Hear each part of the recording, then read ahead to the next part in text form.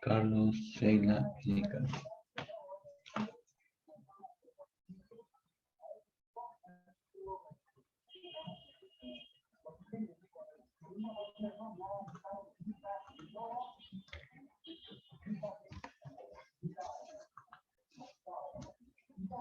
Buenas tardes. Buenas tardes, doctor. Buenas tardes, doctor. Buenas tardes. Voy a pasar lista ya. Carlos López. Presente, doctor. Buenas tardes. Carlos López. Sheila Morales. Presente, doctor. Buenas tardes. Erika Mírez.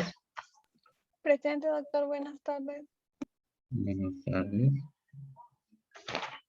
Erika Mírez. Henry Montesa. Presente, doctor. Buenas tardes. Buenas tardes. Montesa. Cristi Leiva. Presente, doctor. Buenas tardes. Buenas tardes. Carla Infante. Presente, doctor. Buenas tardes. Buenas tardes. Carla Infante. Yoseli Karina. Presente, buenas tardes. Yoseli Pérez, ¿no? Sí, Pérez Loaiza. Fran Pérez también. Sí, doctor, presente. Medalit La Madrid.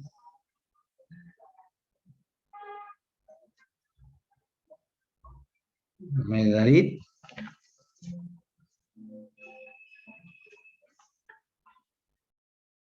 Medalit La Madrid. Doctor, mi compañera, Medalid y Francis tienen problemas de conexión. Espero que ya se conecten más adelante, por favor, para que lo Bien. tengan en cuenta. Ya no hay problema, Medalit. Carol Núñez. Presente, doctor. Buenas tardes. Carol Núñez. Oscar López. Presente, doctor. Buenas tardes. Buenas tardes. Oscar López. Laurín Ruiz. Presente, doctor. Buenas tardes. Muy bien, buenas tardes. Laurín Ruiz. Y Francis La Torre. La vez pasada tuvo problemas con la conexión, creo, ¿no? Sí, Francis. doctor, buenas tardes. Sí, justo hoy día ha venido el técnico de Movistar 2 veces y ya creo que ya se solucionó. Igual me han dicho que van a cambiar un aparato en la zona externa. O sea, se han reportado 2 averías, una interna, una externa, pero al final la falla se ha detectado en lo externo. Hay como una caja que tienen que cambiar, que me han dicho que lo van a cambiar hoy día como a las 5 o 6 de la tarde. Y nada, estamos esperando eso porque ya al parecer ha sido eso, que ha estado dañando a la conexión desde hace tiempo. Ya, o sea, el problema no era de esta semana, sino que hace tiempo ya habían fallas. Ujú.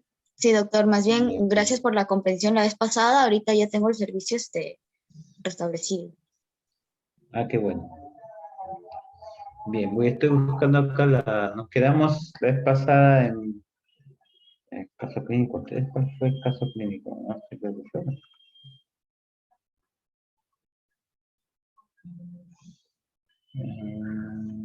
Este fue. Fue de hemorragia digestiva el caso, decimos, ¿no? Sí, doctor. Sí, Sí, doctor. doctor. Ese no es. Creo que es este.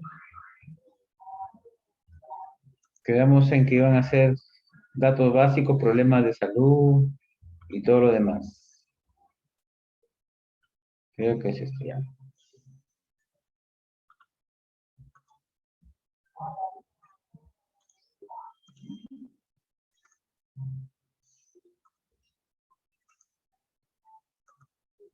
Bien. A ver, este caso ha perdido 5 o 6 kilos, que estaba medio dudoso, y ahí la melena, la disnea, los edemas de miembros inferiores, la cefalea y el desvanecimiento y la lipotimia, ¿no? Ahí nos quedamos, hicimos el examen físico y era, bueno, los datos básicos los voy a presentar yo, me imagino que, bueno, la alumna que presentó, que seguramente algunos de ustedes también lo deben de tener, que es cefalea, disnea, baja de peso, melena, lipotimia, edema en miembros inferiores, taquicardia, polipnia, hipotensión, ¿no? Y seguramente alguno que otro más. A ver, espera.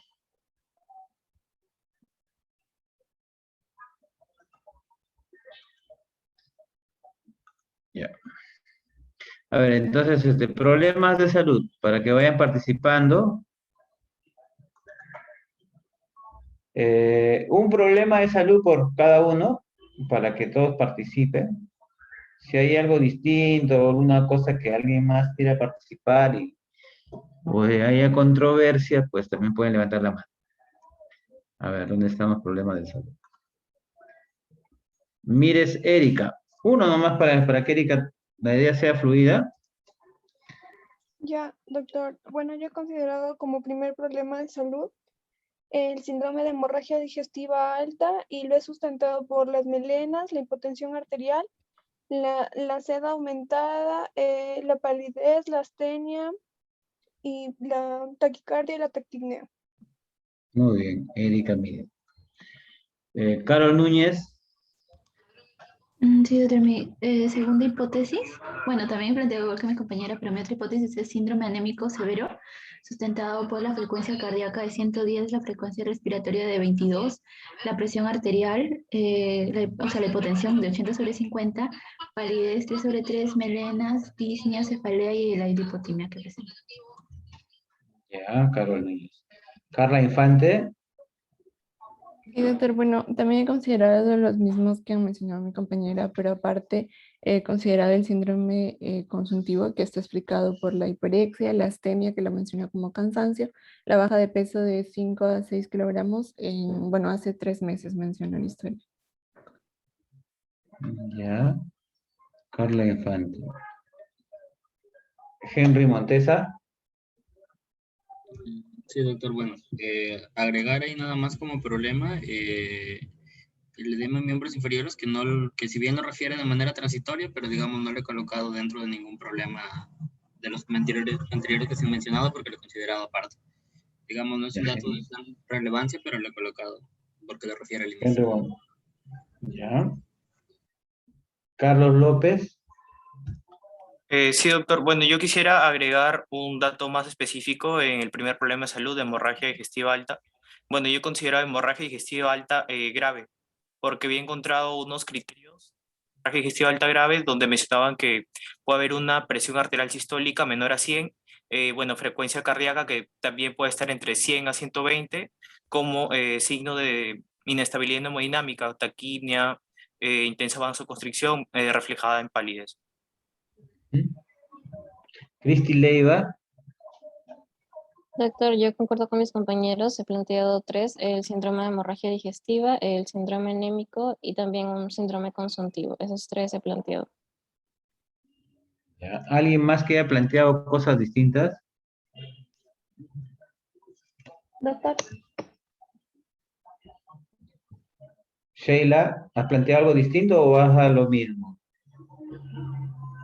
Doctor, ya mencionaron hipotensión arterial. Ya.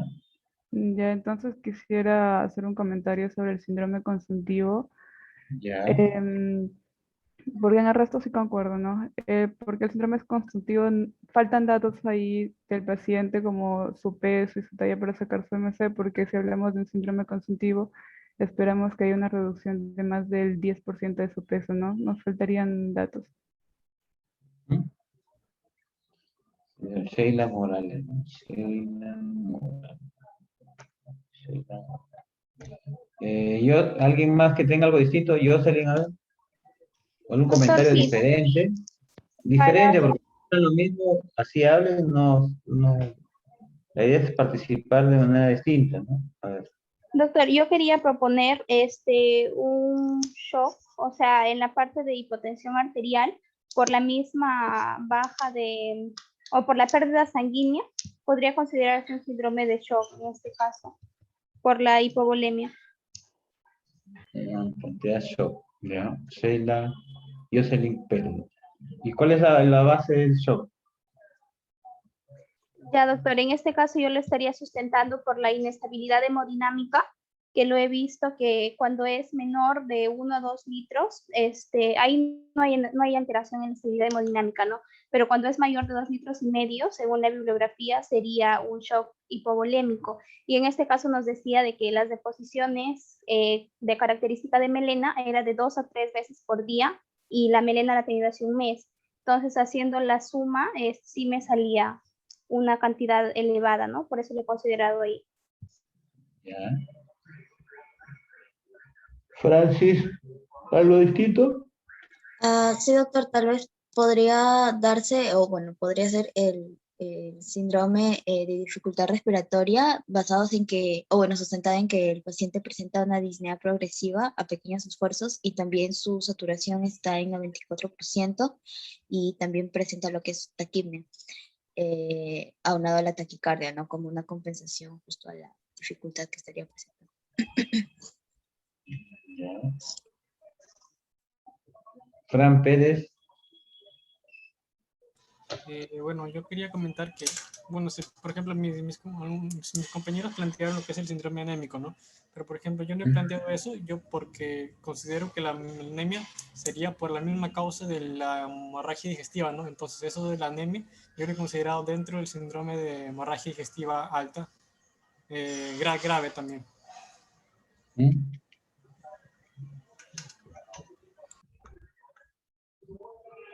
Fran Pérez. Oscar López.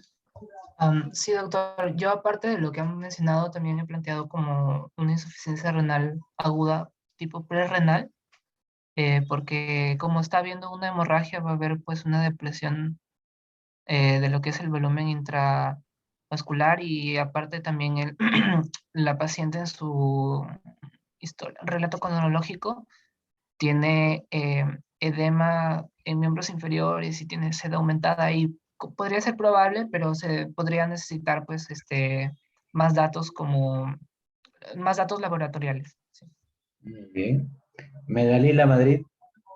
Sí, doctor, buenas tardes. En este caso, yo he considerado, aparte de los que mencionaron mis compañeros, el caso del síndrome anémico yo no lo he considerado así, sino lo he considerado como características clínicas del síndrome anémico, ya que nos falta lo que es los datos de la hemoglobina, no lo tenemos. Y en el caso de síndrome consuntivo yo no lo he tomado así, sino lo he tomado yo como el dato de pérdida de peso de 6 kilos en 3 meses, ya que en la historia no menciona cómo está asociada este tipo de pérdida de peso, ¿no?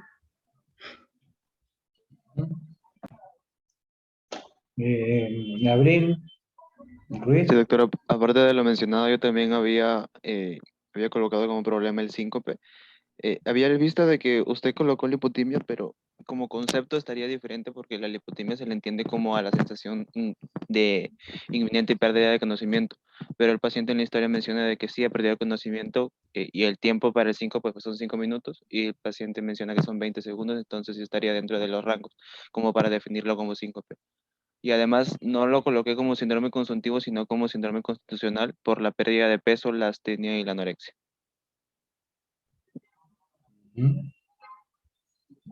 Listo. Ya, entonces, a ver, en lo que respecta a los diagnósticos,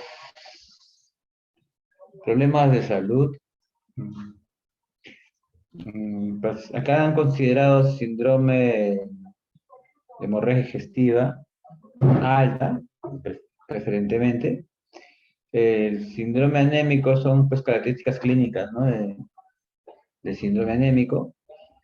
Como síndrome consultivo también yo creo que no da tanto para síndrome consultivo, ¿no? Porque pues no tenemos pocos datos, básicamente un dato aislado, más de repente la hiporexia, pero como que no ajusta síndrome consultivo. En lo que es hipotensión arterial, sí está demostrada, al menos al ingreso.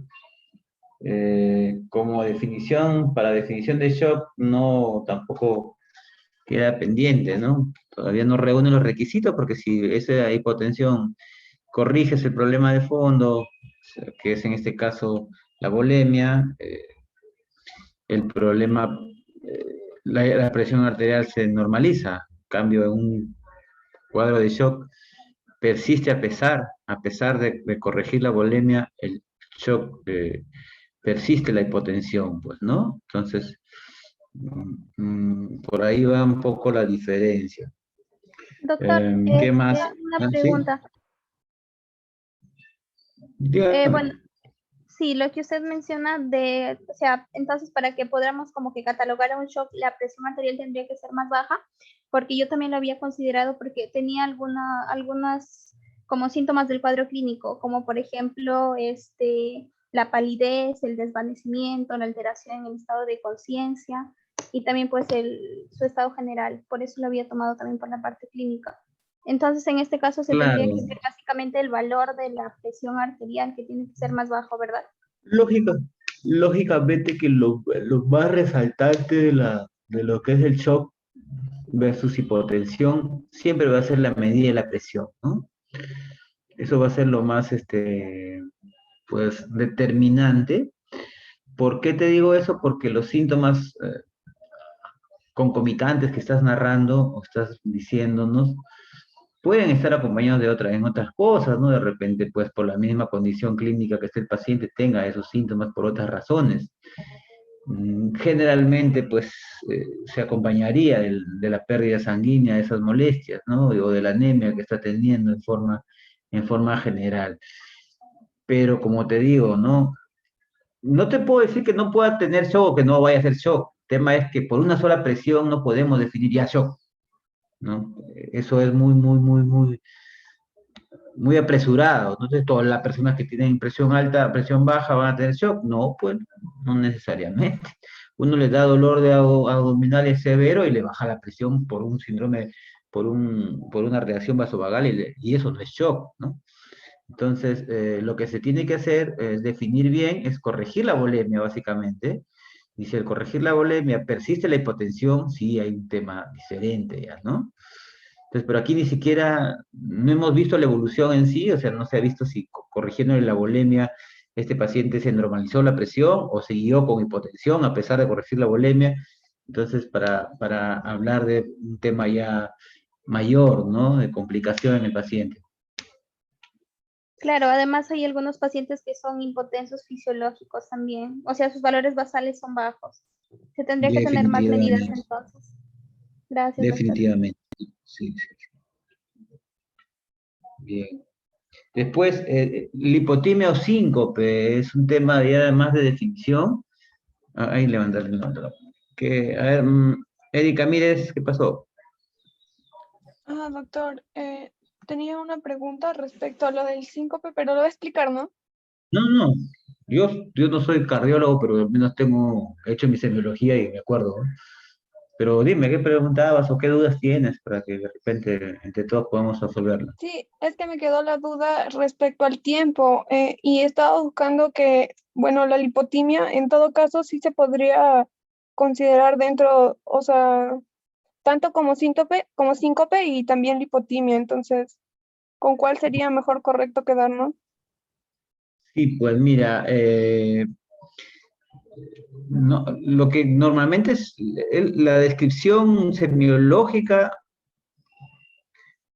que hagan en el momento del relato cronológico es lo que nos va a decir síncope o lipotimia, porque no vamos a hacer al revés, no, primero vamos a tener el diagnóstico y después del diagnóstico van a decir, no, entonces es síncope.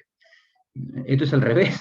Primero tengo las molestias, o al menos narro lo que ha pasado, y con esa narración, pues, veamos si se ajusta a mi diagnóstico, y no al revés, ¿no? Entonces, normalmente el síncope es abrupto, ¿no? Entonces, hay que ver bien la descripción que ha hecho en la anamnesis, ¿no? Entonces, el síncope es abrupto, estás haciendo una actividad X, parado, sentado, y de improviso tienes pérdida de conocimiento, ¿no? Pero es abrupto. En cambio, la lipotimia es un poco más larvada, ¿no?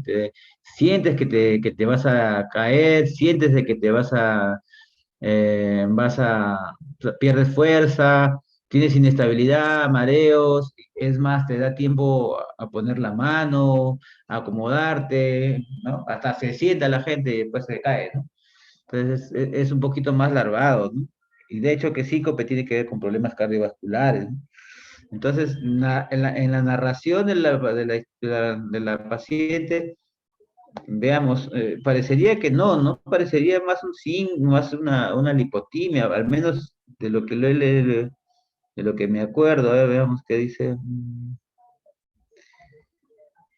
Dice, refiere visión borrosa. Un síncope no te va a dar tiempo a que veas visión borrosa, de frente te cae.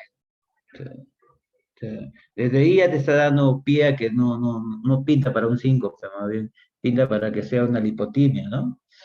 El síncope es abrupto, ¿no? De la nada pierdes el conocimiento, de forma brusca e imprevista, ¿no? Entonces acá sí siente todavía algunos segundos previos a tener la molestia, pues como que avisa, ¿no? Bueno, ustedes pueden revisarlo eso en semiología y se van a dar cuenta de que es así, ¿no? O al menos es parecido a lo que le estoy narrando. Eh, Ahora sí, impresiones diagnósticas.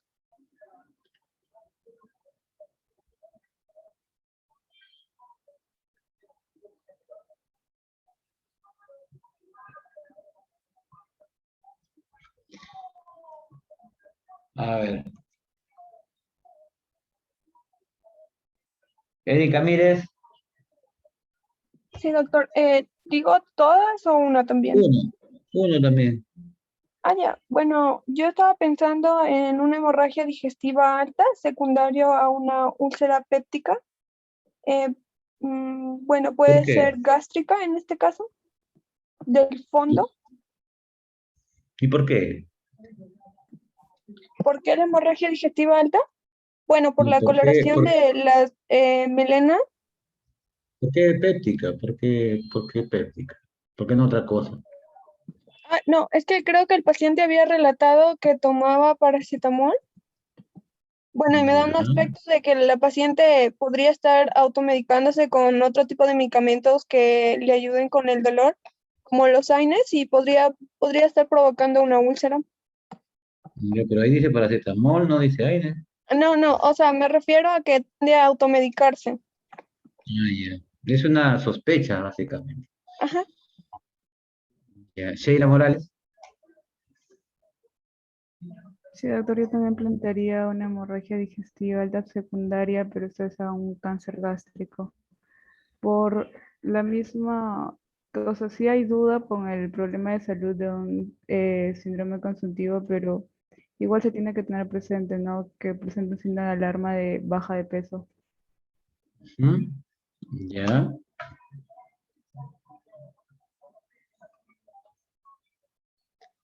Cristi Leiva.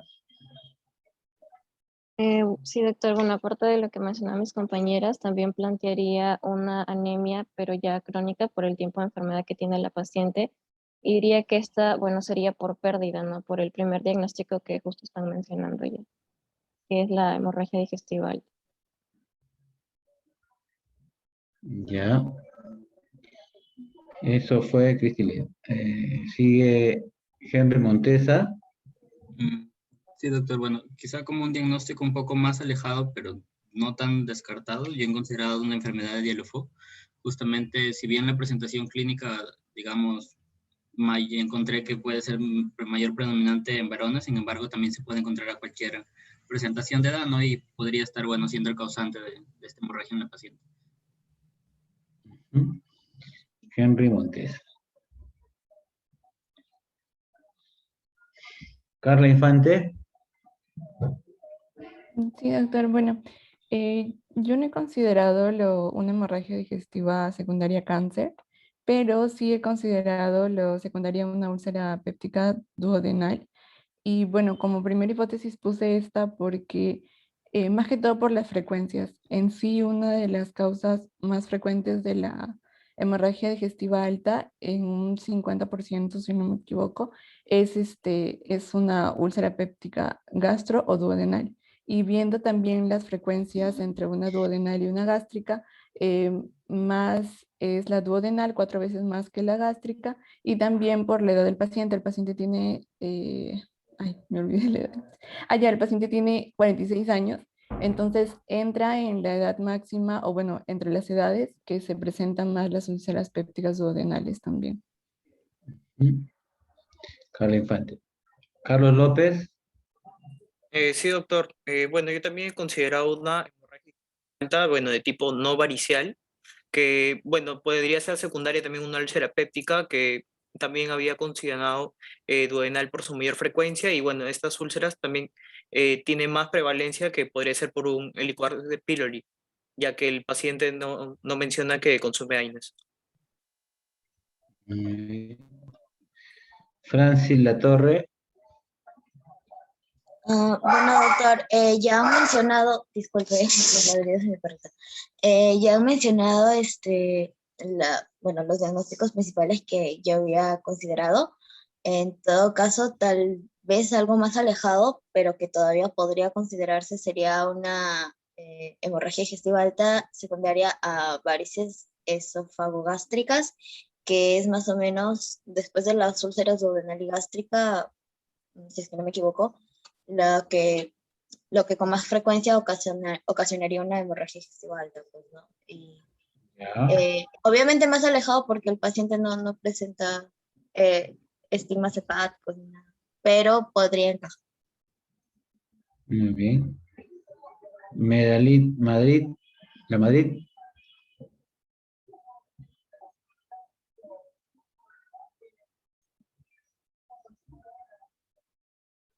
Medalí.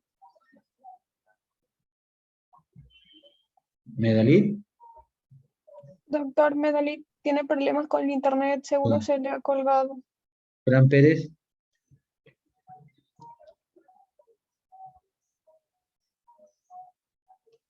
¿Me escucha, doctor? Sí. Ya.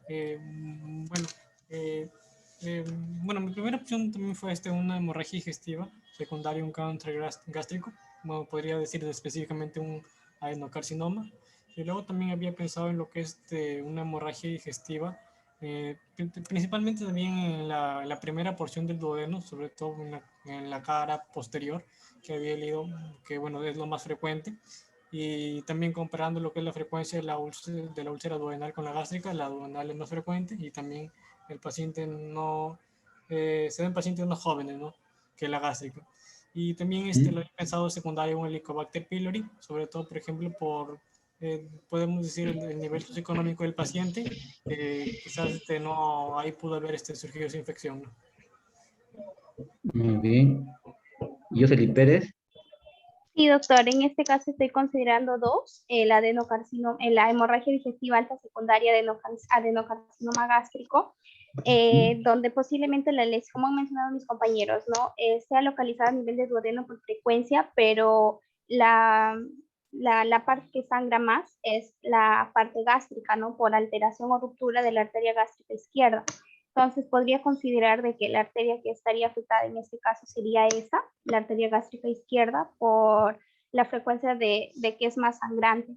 Mi segunda hipótesis ya sería lo que es un linfoma gástrico primario, asociado también a la hemorragia, ¿no?, con la misma afectación en la misma arteria, pero el mismo hecho de que es más sangrante. Carol Núñez. Bueno, doctor, yo también coincido con las hipótesis de algunos compañeros. Y bueno, solamente quería agregar la ira prerrenal secundaria a la hemorragia. Solo eso. Carol Núñez, ¿no? Anterior fue la delegada, ¿no? ¿Cómo se llama? Anterior, Jocelyn Pérez, doctor. ¿Y Medalí La Madrid? Sí, doctor, yo tengo 4 diagnósticos posibles. Yo también he considerado una hemorragia digestiva alta por úlcera péptica sangrante, por las características clínicas que presenta el paciente, ¿no? La melena, a ser un paciente varón, porque es más frecuente en varones en relación 2-1 con mujeres.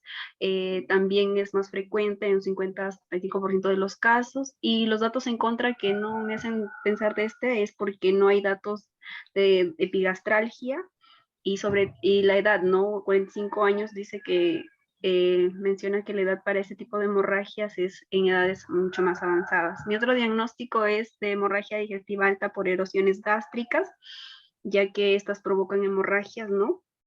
Y una de las causas más frecuentes es la ingesta de AINES, sin embargo, este paciente no menciona si los presenta o no, y su localización más frecuente pues en cuerpo, fondo y curvatura mayor del estómago. Y mi tercer diagnóstico es una hemorragia digestiva por cáncer gástrico, sobre todo por la pérdida de peso que manifiesta el paciente, pero los datos en contra son los que no tienen antecedentes familiares de cáncer, ¿no? Y mi cuarto diagnóstico es una anemia crónica reagudizada por pérdidas, ¿no? Sobre todo por la sintomatología que presenta el paciente. Muy bien. Eso fue Medellín. Bien, entonces, a ver, retomando lo que han participado y sus comentarios. A ver, es bueno que en mi hemorragia digestiva, como les comenté la vez pasada, es siempre importante la diferenciación entre varicial y no varicial. Todos la han hecho, pero eso que les quede como que plasmado en el cerebro, ¿no? Si es varicial o no es varicial. Tiene que, de entrada, definir eso. ¿Sí? Todos han puesto no varicial, ¿no? Creo que al menos en sus diagnósticos. Y en cuanto a la presunción diagnóstica ya más fina, como están haciendo, es bueno primero, ver la historia clínica, lógicamente, porque ese es basal, pero lo que están haciendo algunos de ustedes es lo correcto también. Tenemos que ver el grupo etario, o sea, qué paciente, qué edad tiene, ¿no? Y revisar, pues, ¿no? Porque hemorragia digestiva en niños es diferente a hemorragia digestiva en adulto joven, diferente hemorragia digestiva en ancianos, ¿no? Entonces, y es más, dentro de cualquier grupo etario, también veríamos también las patologías, pues, ¿no? No es lo mismo tener un paciente de 44 años sin comorbilidades a tener un paciente de 44 años con enfermedad renal, ¿no? Crónica terminal o en diálisis. Entonces cambiaría un poco la perspectiva, sería un subgrupo donde uno tendría que buscar la frecuencia, ¿no? Es decir, este paciente tiene 44 años, varón, o 24 años, 44 años, varón, reviso, ¿no? ¿Qué es lo más frecuente en esas edades?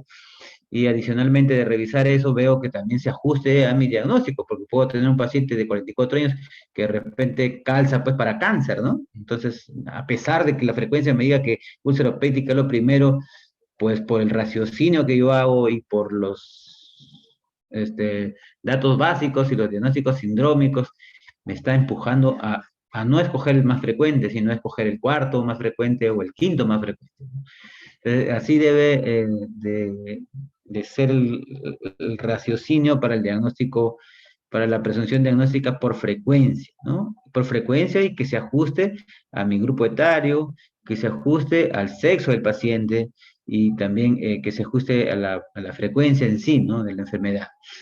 Entonces, pues sí, acá este paciente, por historia clínica, pues da la impresión de que fuera péptica, pero sí hace sospechar un poco esa pérdida baja ponderal, ¿no? Entonces, qué importante que termina siendo, que termina siendo, que termina siendo un buen dato recogido en historia clínica, ¿no? Porque si es mal recogido, pues nos desvía en la presunción diagnóstica, entonces nos desorienta. Entonces, un dato bien recogido, como quien dice, se ha cerciorado uno que realmente tiene ese problema, las cosas cambian, pues, ¿no? Veamos qué pusieron acá, qué otro tema de controversia hay. Entonces, péptica puede decir, más probable péptica. Sí es cierto que la duodenal es más frecuente que la gástrica, y es cierto que la gástrica sangra más que la duodenal, son vasos más grandes de pasada, ¿no? Cáncer gástrico podría estar dentro de una presunción quizás en segundo plano, y otras lesiones, erosiva también podría ser. Lo malo de la gastritis erosiva es que no tiene un comportamiento tan agresivo de que baje pues una hemoglobina tan notoriamente, ¿no? Tan marcadamente.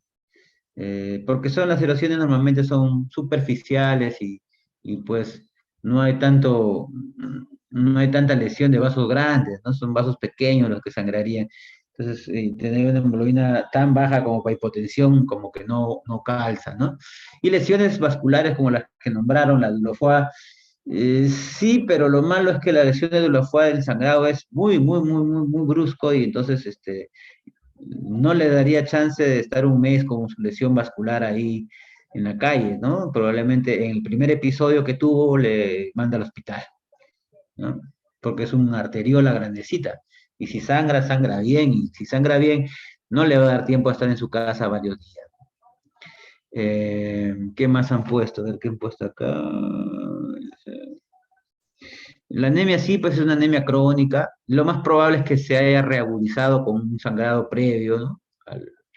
Estado ya se ha descompensado, no sabemos cuánto de hemoglobina tiene, pero para estar sintomática y severa, tendría que ser una anemia severa, estamos hablando de 7,5 para abajo, lo más probable, ¿no? Para que tenga tanta sintomatología, ¿no?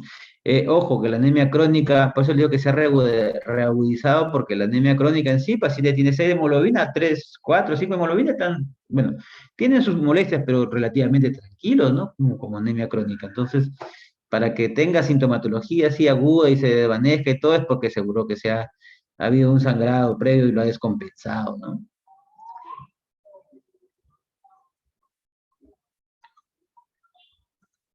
Entonces, aquí consideraron igual, ¿no? Cáncer gástrico como principal opción, la alumna, junto con linfoma, que es un cáncer también menos frecuente que el adenocarcinoma por lógica, ¿no? Y enfermedad ulceropéptica, ¿no? Plan de trabajo diagnóstico.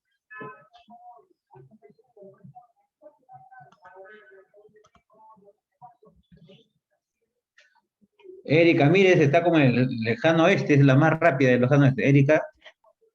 Sí, doctor. No, solo que no levantan, entonces ya, pues me Ah, animo a ya, eres muy rápida, participar. no, eres muy rápida, Erika. Oh. Ya, bueno, solo uno, ¿verdad? Sí, O solo uno menciono, justificado. ya, O sea, digo bueno, tal cosa, le pido doctor por esto, y trato de encontrarle esto. sí, Algo doctor. así. Bueno, primero le pediría un hemograma completo, por lo mismo que he puesto en mis problemas de salud y en mis diagnósticos, la anemia, para evaluar la hemoglobina, para evaluar también, por ejemplo, si tuviera alteraciones plaquetarias. Otra cosa que también le pediría dentro del hemograma sería el volumen corpuscular medio para ver de qué tipo es la anemia, si es microcítica o macrocítica. Ya, está bien, Erika. Pasamos a Medalín La Madrid. Sí, doctor. Yo también lo que le pediría a la paciente es un examen de uricreatinina para ver el tipo de hemorragia, no si estas están aumentadas, porque mencionaba que hay su relación cuando era una hemorragia digestiva alta, es la urea iba a aumentar a comparación de la creatinina y su explicación pues estaba dada porque el nitrógeno ureico iba a aumentar por la digestión de la hemoglobina y la reabsorción de productos nitrogenados, ¿no? Medalín La Madrid, ¿no? Sí. Ya dicen, a ver, ¿qué más? Ya. Sigue Cristi Leiva. Ya, doctor, también pediría haría una endoscopía digestiva alta, una endoscopía del recto superior para poder ver si es que, o tal vez ahí podemos identificar cuál es el origen del sangrado, ya que nos va a permitir evaluar prácticamente todo el tracto digestivo superior de la paciente. Muy bien. Tracto digestivo. Jocelyn Pérez. ¿La anterior quién fue? La anterior fue Cristi, doctor. Cristi Leiva, mi compañera. Listo. Ahora sí. Jocelyn Pérez. Sí, doctor. Yo en la parte de bioquímica también pediría lo que es el índice nitrógeno ureico sanguíneo o el BUN sobre creatinina, ya que la razón que hay entre estos, por ejemplo, si el valor de BUN sobre creatinina es mayor de 30, sería sugestivo de una hemorragia digestiva alta, ¿no? Ya que nos indicaría que, por ejemplo, la sangre tiene más tiempo para ser absorbida, aumentando la concentración de nitrógeno ureico en sangre. Mayor a 30, dices, ¿no? Sí, encontré en otra referencia, doctor, mayor a 100. No sé cuál será la adecuada, pero sí debemos fijarnos en la razón que tiene. Ya. Jocelyn Pérez. Jocelyn Pérez. Seguimos con Sheila Morales.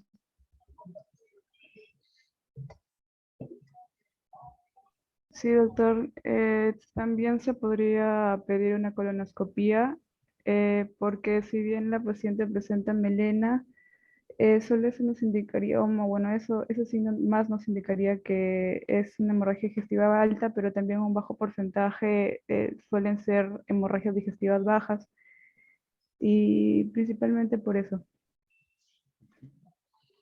Henry Montesa.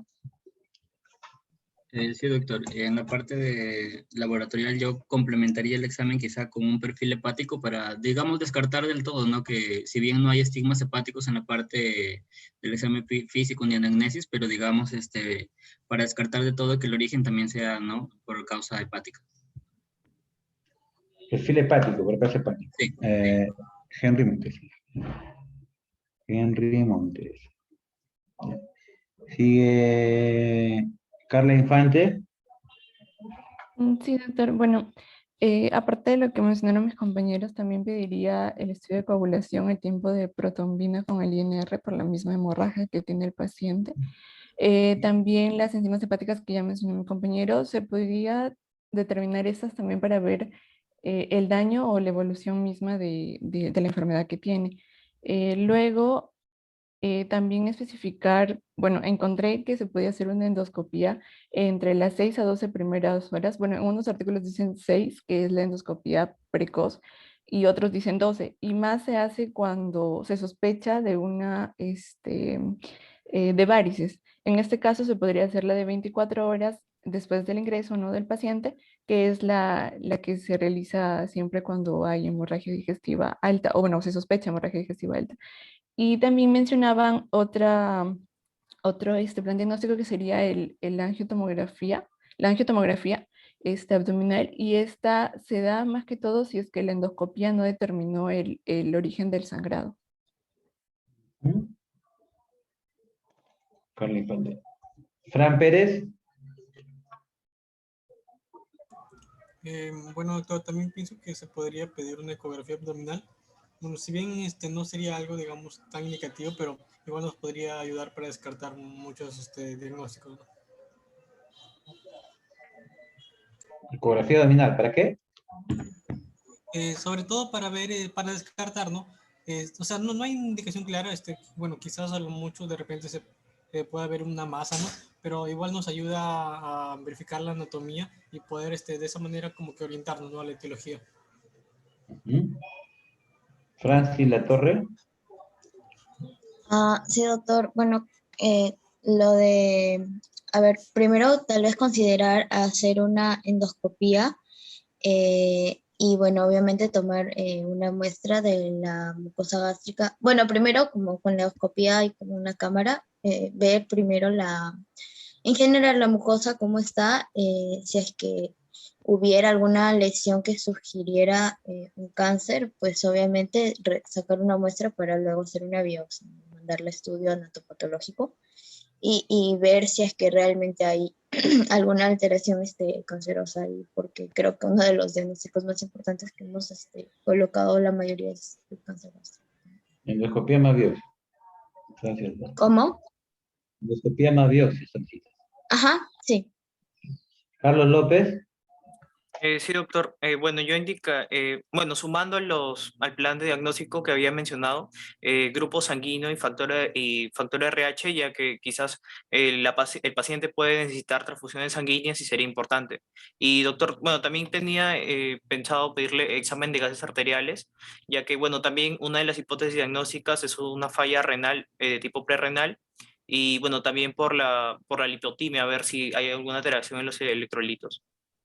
Ujú. Un segundito, ¿ya?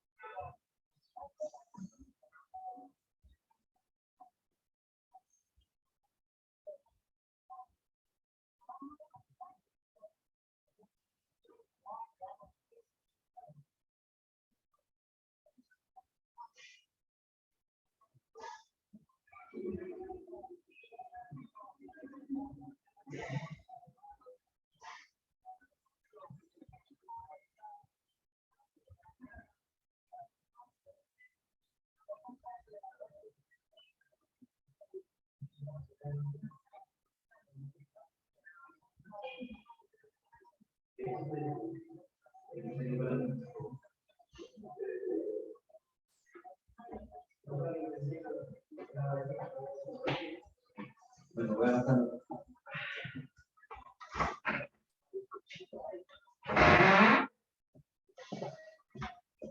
Ya regresé. A ver, vamos a ver. Carol Núñez. Sí, doctor. ¿Me escucha? Sí, ¿no? Sí, sí. Ah, ya. También pediría en el hemograma, bueno, aparte de esto, una lámina periférica para evidenciar, porque ya que tiene la anemia, podemos evidenciar a través de la lámina periférica hipocromía o microcitosis. Lámina periférica, ¿con qué objetivo? Para corroborar la anemia, porque bueno, ya han nombrado que van a pedir los volúmenes corpusculares y ya obviamente eso nos puede orientar, pero bueno, también pienso que la lámina periférica podría orientar a eso. Lámina periférica, ya. Oscar López. Sí, en el hemograma también se podría pedir, bueno, quería especificar que el hematocrito podría comenzar a descender y va a alcanzar como que sus niveles bajos en las 24 72 horas, y este va a ser útil para evaluar el seguimiento y la respuesta al tratamiento, por lo que se debe de tomar como que en pruebas seriadas. También se debe de, por ejemplo, pedir electrolitos, porque el sodio y el potasio, por ejemplo, pueden estar aumentados en la deshidratación. También pruebas de coagulación para descartar coagulopatías, o pruebas de función hepática que también, bueno, en este caso no tiene el paciente antecedentes de hepatopatías, pero igual supongo que debe ser importante. Fran Pérez. Sí, algo que me parece que no se ha mencionado es que, bueno, también podría pedir lo que es un test de ureasas para, al momento, con la biopsia de la endoscopía, para, digamos, alejar lo que es una infección por Helicobacter pylori. Fran Pérez. Bueno, entonces, a ver. Lo que han estado opinando. Bueno, la mayoría de exámenes que han solicitado estamos de acuerdo, pues, ¿no? O sea, el hemograma no solamente es para ver la hemoglobina, las constantes corpusculares, también sirve para ver plaquetas, ¿no? Y de alguna manera plaquetas bajas, plaquetopenia, también ver leucocitos, la cirrosis cursa con leucopenia, entonces de alguna manera también puede ser orientativo a sospechar de otra patología. Urea creatinina, bueno, es el índice urea sobre creatinina para ver lo que es hemorragia digestiva alta, pero adicionalmente también para ver la función renal, pues estamos hablando de insuficiencia renal, el paciente hace hipotensión y pues puede haber insuficiencia renal prerrenal y se puede ver de esa manera, ¿no? Después, sí, ciertamente hay que buscarle pues perfil de coagulación, obligatorio hacerle. A veces los pacientes son anticoagulados, usan warfarina, etcétera, y necesitan, pues, necesitamos saber en qué condiciones están, ¿no? Después han solicitado endoscopía, ¿sí? ¿Cuándo solicitaron endoscopía? en este caso de hemorragia digestiva, cuando es no varicial, o sea, por péptica, se debe pedir dentro de las primeras 24 horas, en ese lapso, tempranamente. Y cuando es varicial, o sea, por varices esofágicas, se debería solicitar de preferencia dentro de las primeras 12 horas, ¿no? Pero tampoco hay que exagerar, a veces si llega el paciente no tiene ni hemograma, ni perfil de coagulación, ni nada, y ya la interconsulta gastro ya está, ya quiere que le hagan la endoscopía. Y así no es, ¿no? Primero tiene que recibirse al paciente, estabilizar al paciente, hacerle sus exámenes y después hacer la interconsulta para hacer la endoscopía, ¿no? Lógicamente que hay algunos momentos o condiciones de salud médicas en donde ya el tema es una emergencia, pues, es una urgencia, ¿no? En donde realmente, a pesar de que le pasan sangre, el paciente sigue hipotenso, o sea, hay un sangrado activo, un sangrado masivo a veces, ¿no? Y entonces tiene que hacerse la endoscopía ya prácticamente de salvataje, ¿no? En forma rápida, inmediata. Después han hablado de algunos otros exámenes. La colonoscopía de inicio no va, lógicamente, porque se sobreentiende que estamos sospechando hemorragia digestiva alta y mientras no se haga un diagnóstico de esa hemorragia digestiva alta, y como ustedes saben, la endoscopía es muy fácil de hacer en el sentido de que solamente es ayuno, la preparación es mínima, el paciente ya está en ayuno y rápidamente uno puede solucionar sus problemas, ¿no? Y hacerle el procedimiento. También la colonoscopía implica hacer un poquito de preparación previo al examen y durante el examen también, ¿no? O sea, hay que hacerle purgantes y limpiar el colon y entonces eso demora más tiempo en el sentido de hacerlo, ¿no? ¿Qué más han hablado? Un angioten sí podría ir si es que no todo lo demás sale pues negativo, ¿no? Si todo sale negativo y no hay una impresión diagnóstica previa, podemos usar otro tipo de técnicas diagnósticas, ¿no? Antes del angioten me parece que primero va a ir a la colonoscopía antes del angioten, ¿no? Porque se sobreentiende que le haces una endoscopía y no hay nada. El siguiente paso va a ser hacerle una colonoscopía de inmediato, ¿no? Ya si no hubiera nada, ya se busca otras estrategias para el diagnóstico. Jocelyn Pérez, ¿alguna pregunta o bajar la mano? Sí, doctor, tengo una preguntita. Bueno, lo que usted mencionó acerca de la endoscopía, ¿no? Que debería hacerse en las primeras 24 horas después de haber recibido el hemograma y demás. Mi pregunta es, había leído y decía que, por ejemplo, a la par de la endoscopía, se debería hacer la intubación orotraqueal para evitar la aspiración pulmonar, ¿no? Esto como una medida de protección. Mi pregunta es, ¿se hace la intubación endotraqueal o solo se hace la endoscopía y ya como que no se asume el riesgo de aspiración pulmonar aquí en Perú o específicamente en Chiclayo? No, en Chiclayo o en cualquier lugar del mundo. Todo va a depender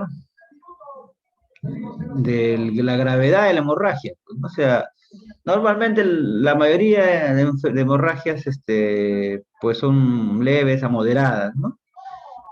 Una que otra severa, y pues dentro de las severas hay unas que son ya pues masivas, ¿no?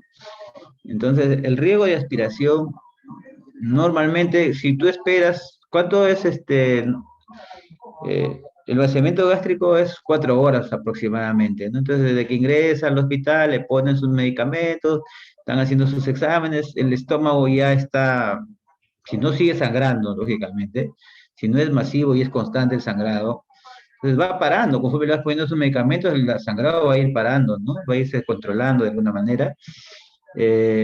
Y pues el riesgo de aspiración, mientras más horas pasen del ingreso, es mínimo, ¿no?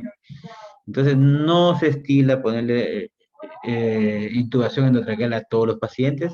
Generalmente se hacen sin intubación endotraqueal en cualquier lugar del mundo, salvo pues que tenga un sangrado masivo, sea con hematemesis, y el sangrado sea constante, persistente, y pues donde hay riesgo de aspiración, ¿no? Como por ejemplo en las hemorragias variciales, pues hay más riesgo de aspiración, mayor cantidad de sangrado, mayor cantidad de contenido gástrico.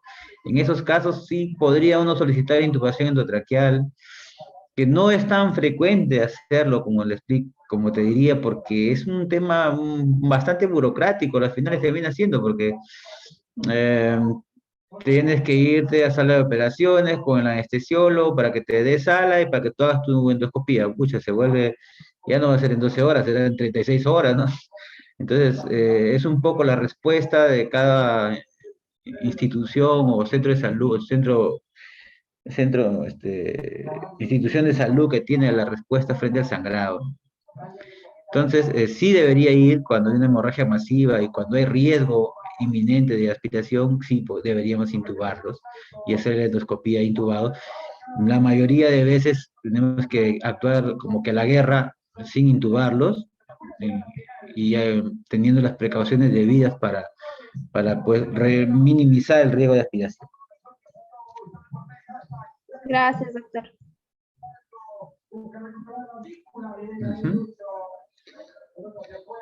Entonces, miren, el plan de trabajo es parecido a lo que ustedes han estado narrando, han estado hablando, ¿no? Siempre perfil de población, el perfil hepático también consideraron, la ecografía, la endoscopía y los exámenes. Creo que borracho y porrazo vimos los medicamentos, el ABC, eso hemos revisado, ¿no? ¿Cuándo usar una sonda nasogástrica? También les pregunté, creo, ¿no? En hemorragia digestiva. ¿Se debe usar?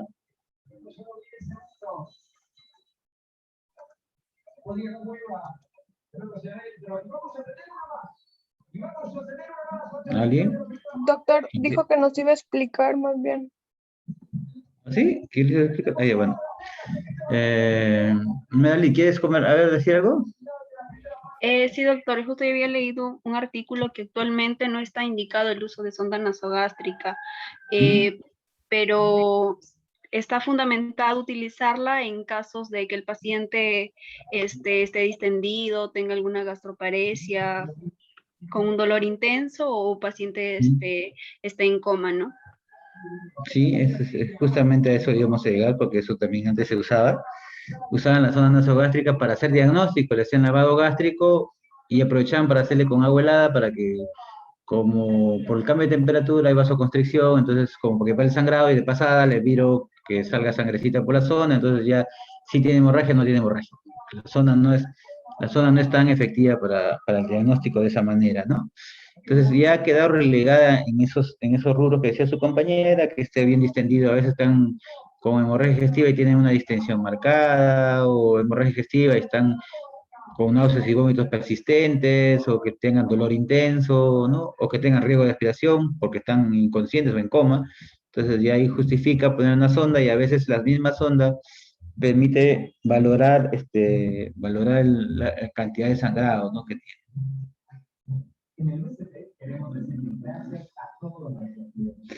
No olvidar que dentro de todo esto, pues cuando dentro de una hemorragia digestiva, pues definitivamente el ABC se impone en la atención de emergencia, ¿no? Permeabilización de la vía aérea, obligado, porque las hemorragias digestivas también tienen trastornos sensorios, pues llegan como atosos, y a veces tienen su prótesis dental, y si no las retiras, pues termina el cuadro empeorándose, ¿no? El ABC es clave en todo, como en todo, ¿no? Después ya vemos ya la respiración, la circulación, doble vía se le coloca, ¿no? Si es necesidad, a poner oxígeno para que oxigene mejor. Y la doble vía, pues a chorro, normalmente usamos soluciones coloidales como en vez de cristaloides, ¿no? La poligelina, por ejemplo, que es usada, ¿no?, comúnmente. Si no, cloruro de sodio, si no hubiera a la mano, tenemos que colocarle con doble vía. Y lógicamente, pues tratamos de hacer el diagnóstico lo más pronto posible y identificar si hay abdomen agudo o no hay abdomen agudo en forma inmediata, e identificar si es varicial o no varicial, ¿no? No olvidar que el tacto rectal, salvo que sea muy evidente, pues, ¿no? Si es evidente el tema, el tacto rectal, pues, como que se obvia, pero si no es evidente, también tenemos que hacer el tacto rectal en nuestras hemorragias. La única manera de identificar si es melena es viéndola, ¿no? Y o sangrado, qué tipo de sangrado tiene, también es viéndola. Entonces, de hemorragia digestiva, en la historia clínica, no olvidar que hay que hacer tacto rectal. Este es lo mismo que estamos conversando. Mm, Doctor, disculpe. sí, Y por ejemplo, hay Francis, pacientes que, sí, disculpe, tengo una pregunta. Y, o sea, por dime. ejemplo, hay pacientes que a veces no rechazan que les hagan el tacto rectal. ¿Qué otro examen diagnóstico para confirmar una hemorragia digestiva baja podría servir para ver eso? ¿Ya directo ir a una colonoscopia?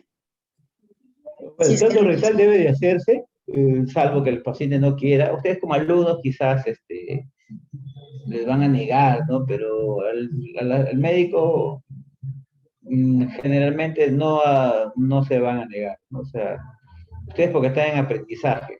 Con el tacto rectal no vas a hacerte daño. Lo que solamente te va es a corroborar si es sangrado, no te va a decir por qué es sangrado, ¿no? Solamente es corroborar el sangrado. Si lo tienes claro y has visto la sangre o has visto las deposiciones, ahora ya con la tecnología hasta la foto te la trae, ya pues no sé, ya como que avanza. Y el tacto rectal, aparte, es porque a veces hay patología no rectal, ¿no? Cánceres que solamente con el tacto, cáncer rectal con el tacto es más que suficiente, más puede ser útil, ¿no? Y después, para el diagnóstico, pues como tiene que ser, ¿no? Hacerle una endoscopía, es lo que manda, y si no, la endoscopía no rinde frutos, a ir a la colonoscopía. Y para la sospecha de hemorragia digestiva, pues tienes muchas armas, desde la parte clínica, es decir, la palidez, la taquicardia, la hipotensión, la taquipnia, la hemoglobina, ¿no? Eh, todo lo que hemos estado conversando, la urea sobre la creatinina, entonces tienes armas para saber si está sangrando o no, si es que no se dejara, si es que no se dejara hacer este tacto rectal, ¿no?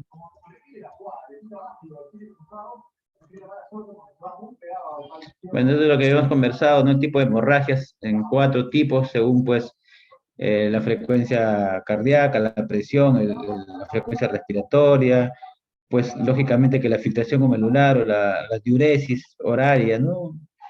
También va cayendo conforme la hemorragia se hace de tipo 4, y normalmente el reemplazo de fluidos va a variar, pues si es tipo 1, que es una leve, a tipo 4, que es la más severa, ¿no? En cuanto a lo que es el sangrado. Y adicionalmente, la magnitud de la hemorragia en forma más práctica lo podemos catalogar como leve, moderada y severa. Como ven ahí, siendo leve, una pérdida entre 750 a 1250 mililitros de sangre, moderada de 1250 a 1750 y severa de 1750 a 2500, ¿no? Y siendo leve, pues solamente con taquicardia leve, con ortostatismo leve, con ortostatismo, con las hablaba la vez pasada, y con frialdad un poquito, ¿no? Y la taquicardia moderada, hipotensión, sudor, palidez, oliguria va moderada, hipotensión severa, ¿no? Sopor, anuria, taquicardia más de 120, y algunos datos clínicos más pueden indicarnos esa severidad. Este paciente, miren cómo la hemoglobina había llegado en 3.5 de hemoglobina, y cómo ya pues con transfusiones se fue recuperando hasta llegar a 10.3, ¿no? Leucocitos no había gran cosa, 17.000 por acá, que no sé si será cierto, pero estaba con leucocitosis marcada, ¿no? Volumen corpuscular, hemoglobina corpuscular estaban caídos, ¿no? Como ven ustedes, pues, ciertamente era por pérdida. ¿Qué más le han hecho? PSA, urea, creatinina, está a 65, la urea, creatinina estaba en 0.9, y el índice era de 72, o sea que sí, realmente estaba con hemorragia digestiva alta.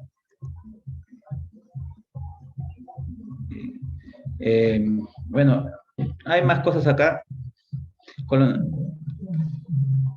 En este paciente, el sangrado fue intermitente, se le hizo endoscopía normal, y se le hizo colonoscopía normal, y pues terminó siendo una hemorragia digestiva de origen oscuro, ¿no? Evidente, porque era evidente, de origen oscuro, y que implicaba pues un estudio de intestino delgado, intestino medio, ¿no?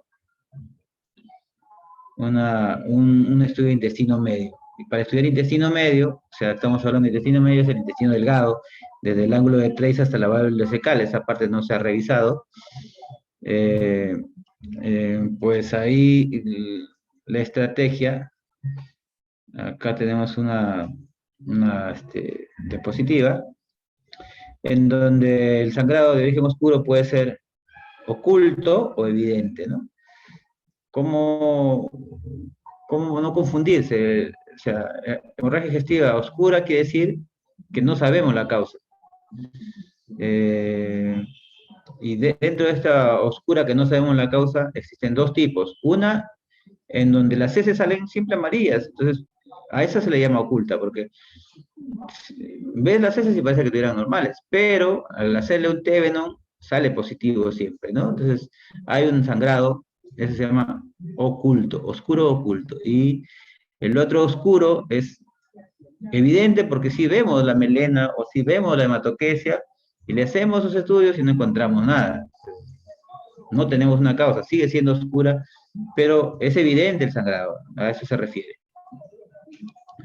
Y la incidencia de estas hemorragias, como ven ahí, es alrededor del 5% aproximadamente. Ambas, para llegar a hemorragia digestiva oscura, se tiene que hacer endoscopía y colonoscopía previa y que estén negativas, ¿no? Entonces, teniendo negativos ambos, incluso algunos prefieren repetir la endoscopía y colonoscopía seguros de que esté negativo para llegar a un diagnóstico de hemorragia digestiva de origen oscuro. Entonces, esta hemorragia de origen oscuro, ¿cómo se puede estudiar? Estamos hablando de estudiar el intestino medio. Y el intestino medio, estamos hablando de ángulo de Treis, o tercera porción en adelante hasta válvula cecal. Son metros de intestino delgado. Entonces, una manera de evaluarlo es con lo que se llama cápsula endoscópica. Es un dispositivo que tiene cámara, es una cápsula tal cual, una cápsula con una cámara, y la cámara tiene luz y pues graba por ondas de microondas. Uno lo ingiere por la boca, previamente hace una preparación, o sea, una limpieza gastrointestinal, limpieza de intestino delgado, con purgante, lógicamente, se hace una limpieza previa y después se programa el procedimiento. O sea, el paciente ingiere la cápsula endoscópica y después, tipo, ustedes que han hecho Holter, igual, tal cual, se pone un Holter, unos sensores en el abdomen con una grabadora. Y esta cápsulita tiene microondas, envía microondas, y estas microondas, conforme va pasando por cada zona del intestino, va enviando microondas, y estas microondas van a ser captadas por estos sensores que están en el abdomen, y estos sensores van a guardar esas imágenes, esas grabaciones, ¿no? Y se van a grabar en forma de corrido 12 horas. Entonces, terminan estando grabadas ahí 12 horas con el paciente. Y luego esa grabación posteriormente es revisada, ¿no? Lógicamente que la cápsula después es eliminada por las heces, ¿no? Y uno tiene que verificar la eliminación de heces. Pero la duración de esta cápsula es 12 horas aproximadamente, su vida media en cuanto al sentido de la batería, ¿no? Y después uno revisa la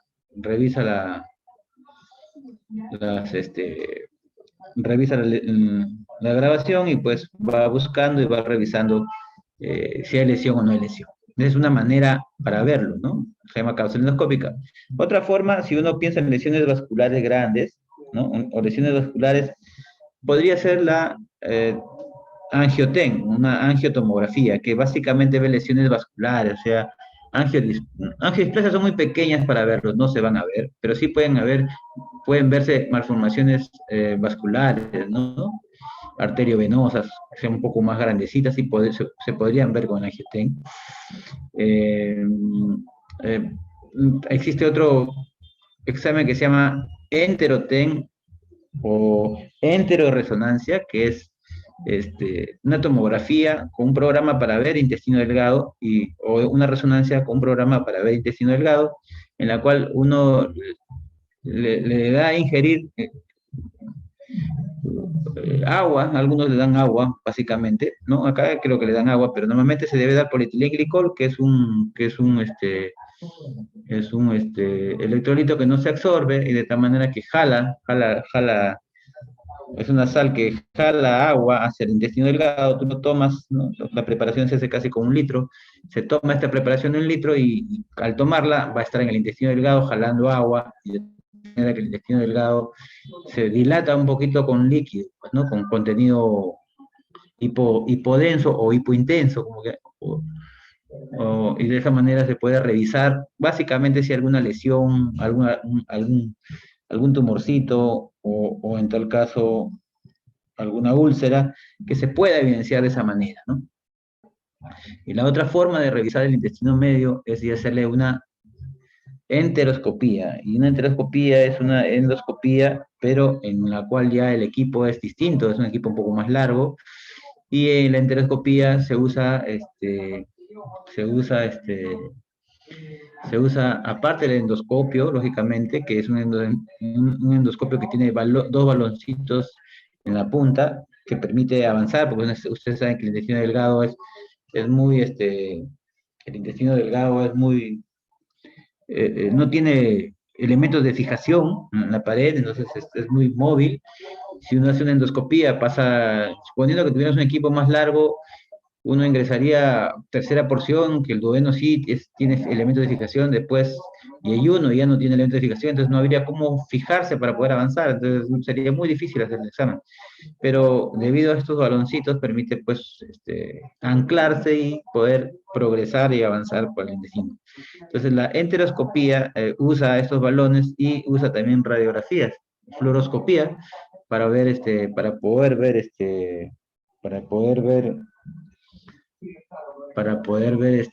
lesiones, ¿no?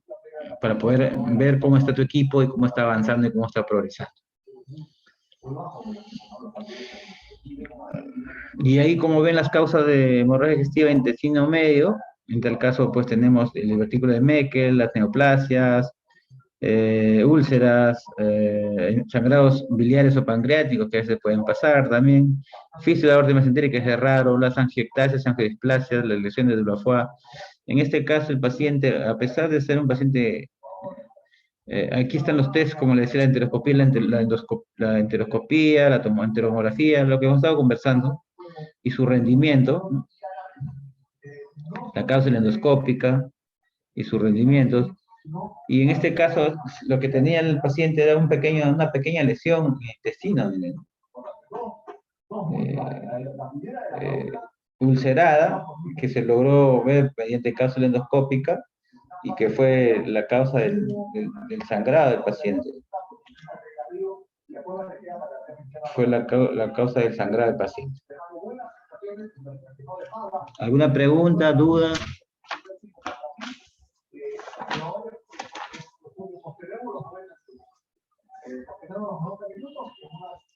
¿Nada?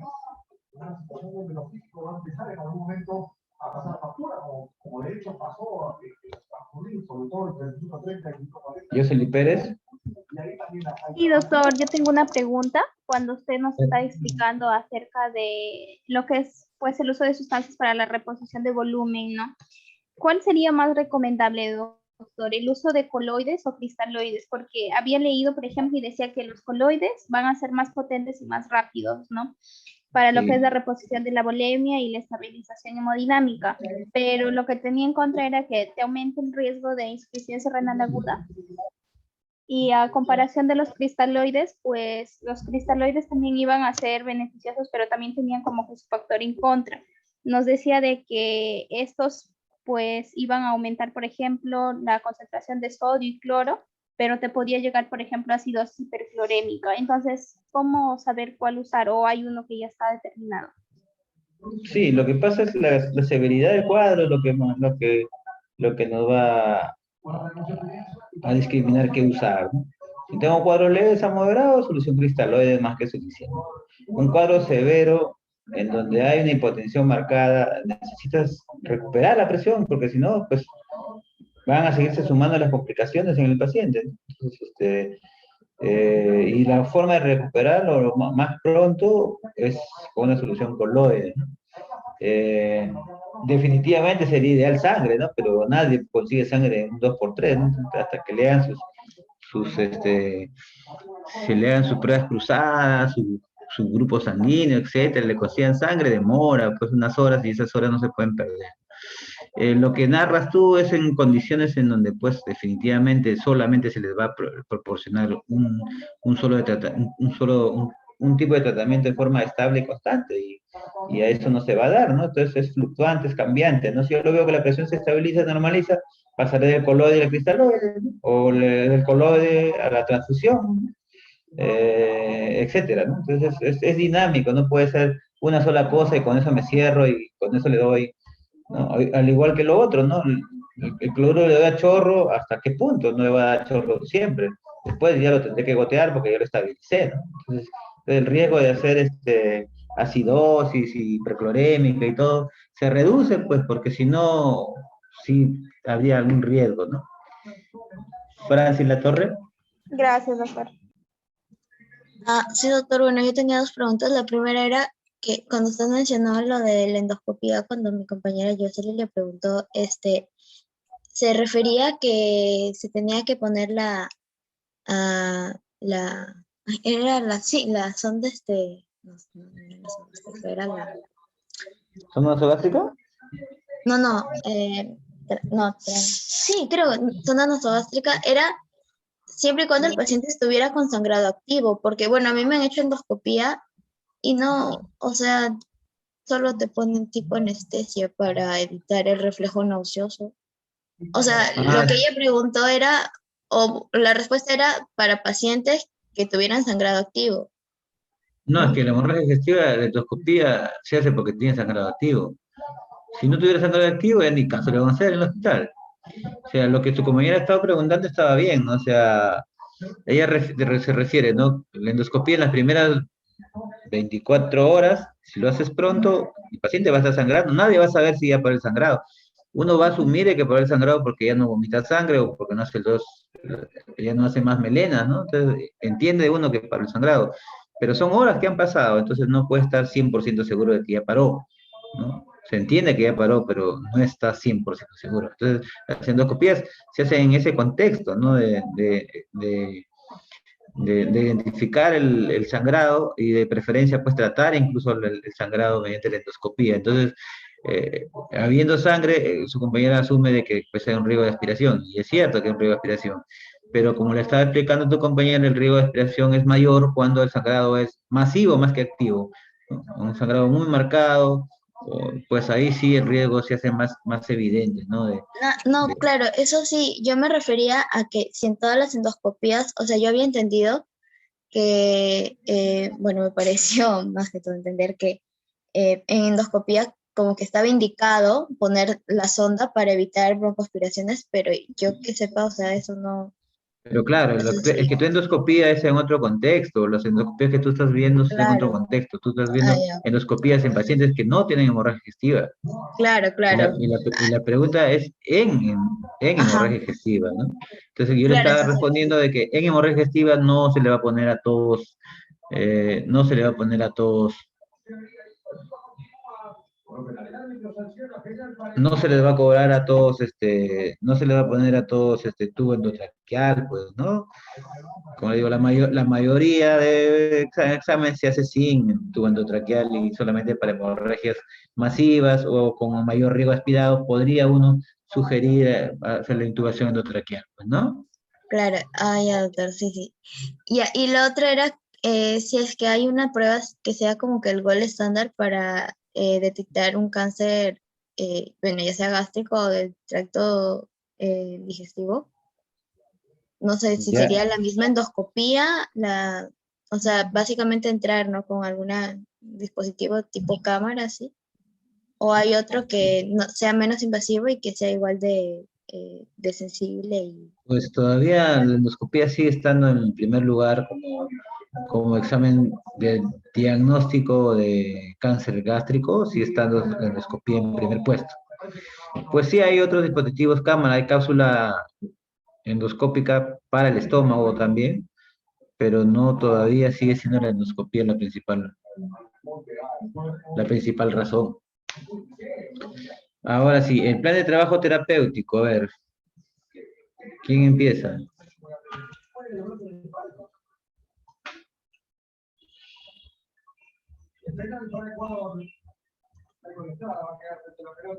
Erika Mírez.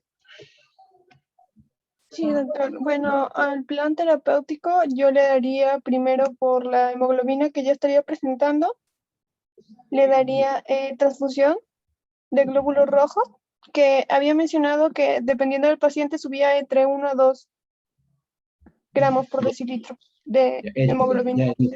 Ya, Erika. A ver, pasamos a otro. Francis Latorre. Sí, doctor. Bueno, considerando que todavía no tengo un diagnóstico que, bueno, en este caso sería la causa tumoral, ¿no? Tal vez darle al paciente algún agente vasoactivo como para evitar que siga habiendo una pérdida de sangre. Agente vasoactivo, ¿cómo qué? Por ejemplo, vasopresina, que se ha demostrado que disminuye la presión portal y podría... Vasopresina, ya. Fran Pérez. Por ejemplo, también, bueno, si bien la saturación está en 24, pero podría estar para considerarse darle oxígeno por cánula binasal. Oxígeno por cánula binasal, Fran Pérez, ¿ya? ¿Qué más? A ver, Sheila Morales. Doctor, la reposición de volemia que también se debe hacer. No te escucho bien. La reposición de volemia. ¿Quién me escucha, doctor? Sí, te creo. Ya, porque el paciente presenta presión de 80-50, entonces sería adecuado, pues, cloruro de sodio 0.9%. Sheila Morales. Medalila Madrid. Sí, doctor. También lo que se le da es unos IVP de forma endovenosa, ¿no? En forma de infusión continua. Mencionaba que se le iba a dar primero una dosis de 80 miligramos y luego ya se le iba a dar de 8 miligramos y todo esto por 48-72 horas. El objetivo, mencionaba de esto, era mantener un pH mayor a 6 para así evitar que la pepsina genere una lisis de las proteínas y también altere la coagulación y esto abre el coágulo. Ya. Medina Madrid. Carla Infante. Sí, doctor. Bueno, yo había determinado primero el control de los signos vitales para el plan terapéutico, estar pendiente de ellos. Después, la dieta, que debe ser ayuno o dieta líquido en las primeras 24 horas. Luego el suministro de oxígeno. Y lo que sí quería agregar en lo que era farmacológico, aparte de la IBPO, los inhibidores de bomba de protones, que vendría a ser, por ejemplo, un esomeprazol de 40 miligramos por vía intravenosa, también se le daba la eritromicina si es que se quería hacer una endoscopia terapéutica. En este caso sería eritromicina 250 miligramos por vía intravenosa, 30 a 90 minutos antes de la endoscopia. Ya. Yoseli Pérez.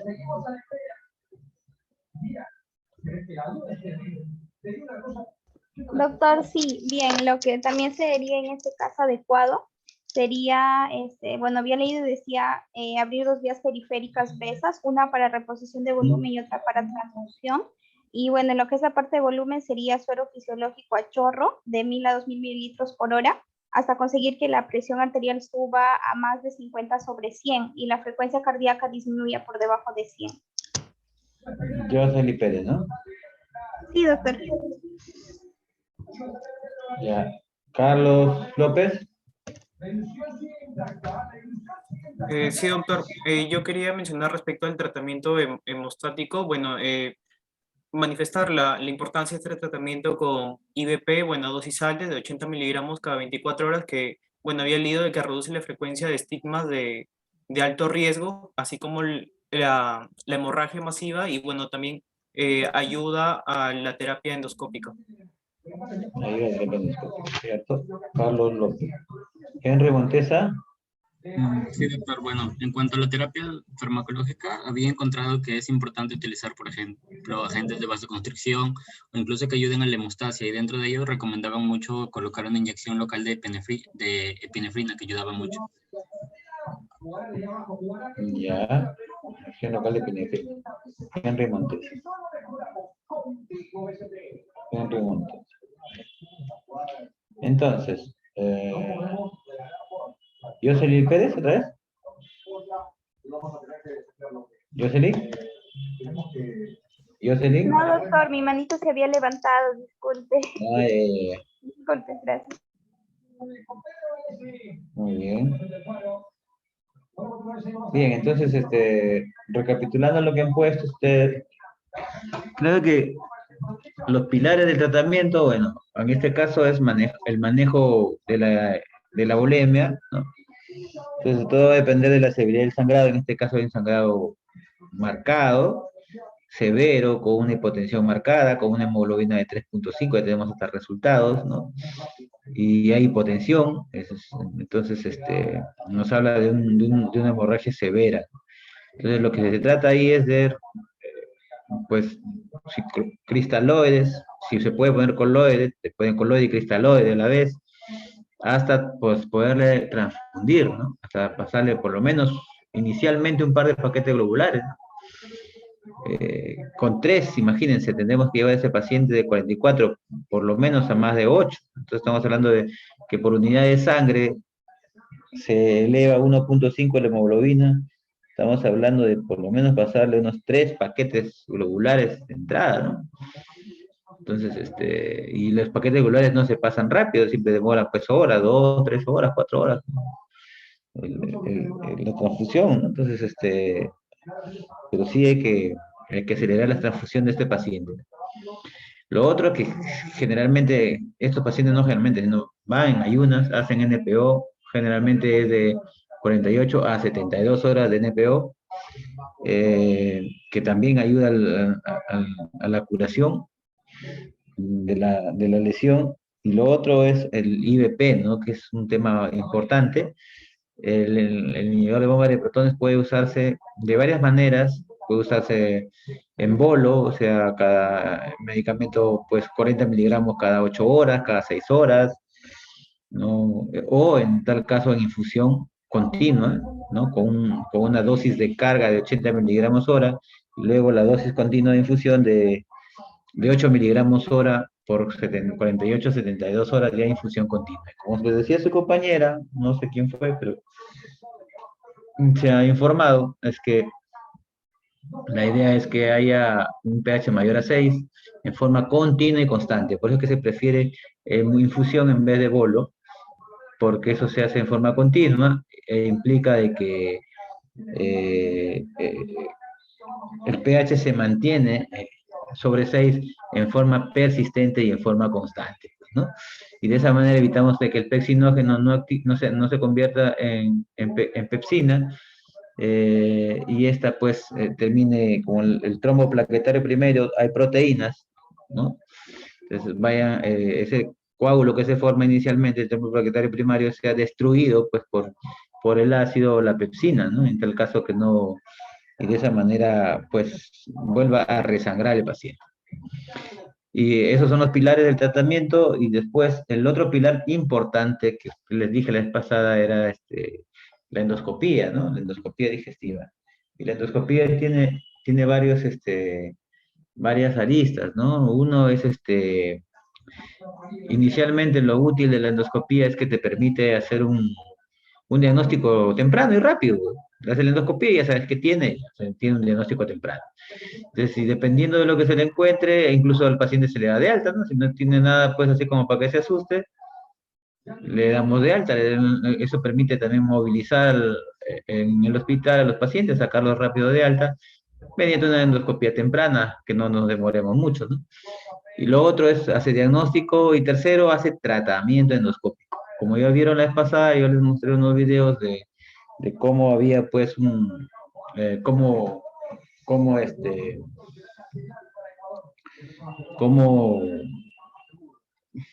se hacía el tratamiento de varias maneras. Una era la terapia la inyectoterapia.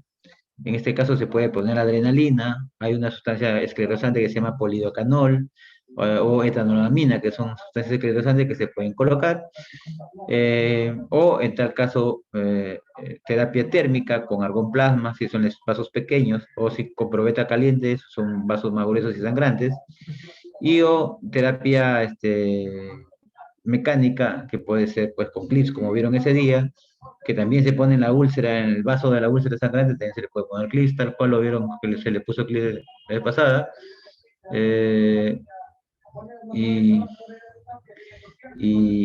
O también ligadura de varices, perdón, ligadura de banda, que es una forma también de terapia mecánica que se puede utilizar, ¿no?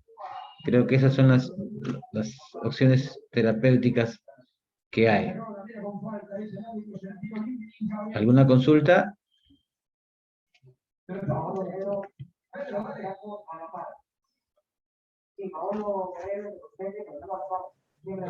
No hay consultas, ¿no? Sí, doctor. En este caso, como dijo que el diagnóstico era una hemorragia oculta, no se podría hacer ese tratamiento endoscópico. Pues sí, lo que se puede hacer ahí en este caso es identificar, se hace tratamiento endoscópico en el sentido de que se le puede hacer se llama enteroscopía y llegar hasta el intestino, o sea, hasta la lesión, y si el vaso está visible, se puede hacer terapia térmica con algún plasma de ese sangrado. Sí se podría hacer. Y también podríamos marcar la zona de lesión, o sea, marcar dónde se encuentra el tumorcito para que sea operado posteriormente, ¿no? Para que sea operado posteriormente, entonces serviría también como terapéutico y también para guía del cirujano para la cirugía posterior, ¿no? Mediante una enteroscopía y marcaje de la lesión. Sí, sí se podría hacer. Si es que se identifica sangrando y ya para el sangrado, sí, pues. ¿Alguna consulta más? Bien, revisaremos ahora algunos videos acá de hemorragia de otro tipo y creo. ¿Ve? Uy, creo.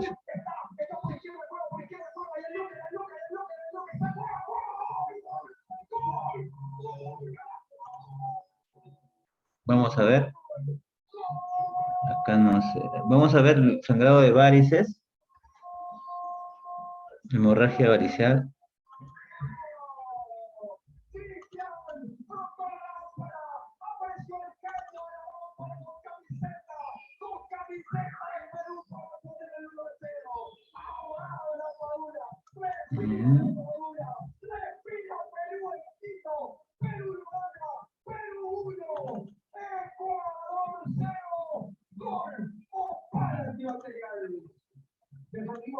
Entonces aquí, por ejemplo, no sé si esto es...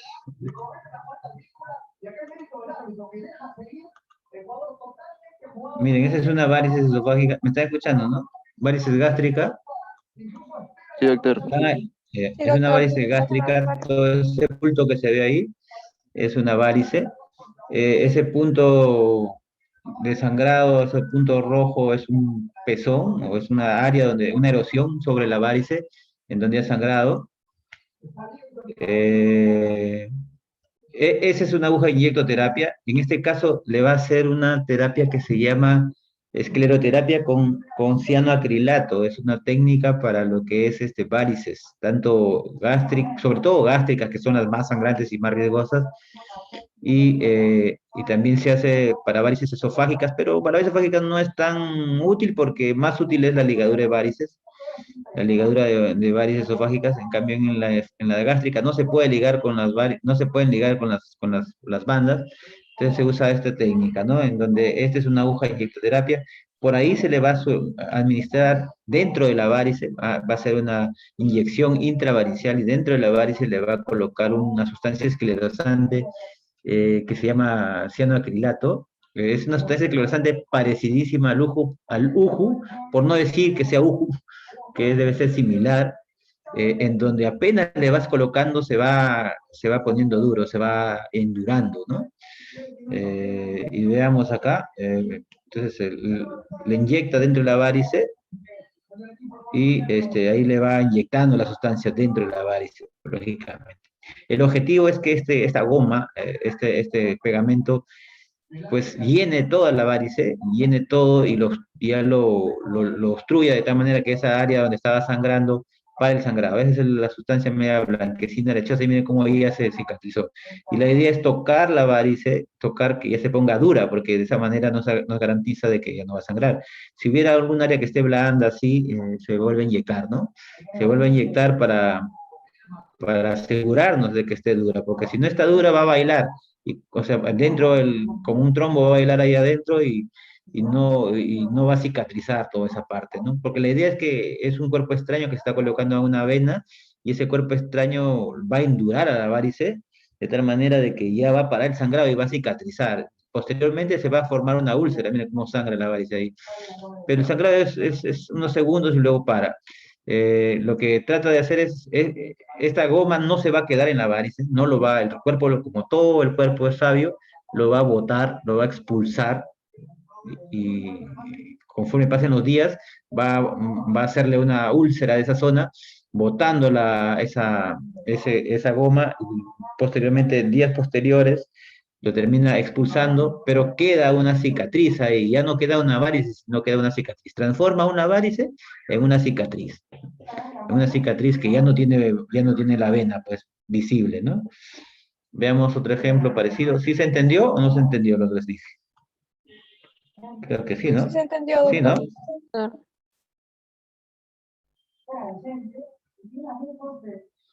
Por ejemplo, es el esófago, ingresan al estómago, es el estómago, son los pliegues gástricos, ese es el antrogástrico, al fondo está el píloro, dan la vuelta en U para ir al fondo gástrico, este es el equipo del endoscopio, ese es el fondo gástrico y ahí se logra ver una varice y este punto blanco de acá es un pezón.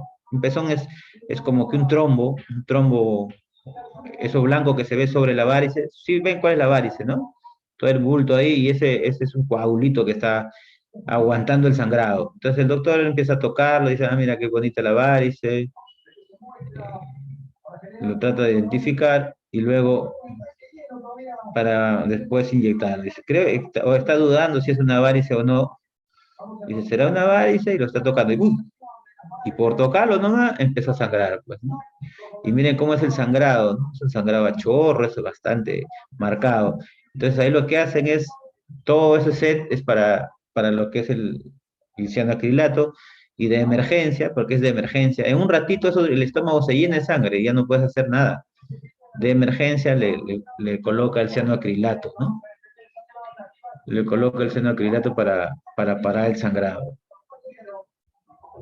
Entonces, y ese cianoacrilato tiene riesgos para malograr el equipo también, porque si ese líquido entra en el canal del equipo del endoscopio, lo malogra el endoscopio, se pega, pero no saben cómo, ya no lo puede sacar y ahí el equipo se queda obstruido para siempre, ya no sirve. Sí, es bien complicado este tema de hacer cianoacrilato y uno tiene que tener cuidado, pues, ¿no? Entonces ahí el doctor ya al menos paró el sangrado, al menos ya al menos el susto un poco ya pasó, pero ya está terminando de esclerosar toda esa zona, de ponerla dura, pues, ¿no? De ponerla dura y que no vuelva a resangrar. Entonces ahí le está inyectando más cianoacrilato, de tal manera que quede todo endurado y el riesgo de sangrado disminuye. Veamos, miren cómo queda la sangre y en la endoscopía no se puede hacer no se puede aspirar, no se puede nada, porque tú aspiras ese líquido en el equipo, se malogra, entonces trabajas así como que medio sucio todo, se te pega la sangre y es un poco complicado, ¿no? Entonces por eso es que, mira cómo ahí sale el cianoacrilato, se dispara la sustancia, y ahí como el doctor está poniendo el cianoacrilato también por encimita para que selle un poco donde él hizo la hincada, ¿no? Donde lo hincó. Y de esa manera garantice de que se selle la lesión, ¿no? Y ahí queda la lesión ya sin el sangrado, pues, ¿no? Entonces de ahí pues había sangrado el paciente.